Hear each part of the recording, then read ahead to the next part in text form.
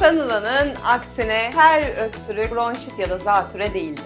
Öksürük çocuklarda çok yaygın bir belirtidir ve genellikle solunum yollarını temizlemeye yarar. Bu nedenle her öksürük tehlikeli de değildir. Soğuk algınlığı sonrası haftalarca süren kuru öksürükler post-viral öksürük olabilir. Ancak bazı durumlarda inatçı öksürük astım belirtisi de olabilir. Zatüre ya da bronşit gibi durumlardaysa öksürüğe ateş, solunum sıkıntısı, halsizlik gibi başka belirtiler de eşlik eder. Bu nedenle öksürük süresi, eşlik eden semptomlar ve çocuğun genel durumu göz önünde bulundurularak hekime başvurulması gerekir. Gereksiz antibiyotik tedavilere bu gibi durumlarda faydadan çok zarar verir.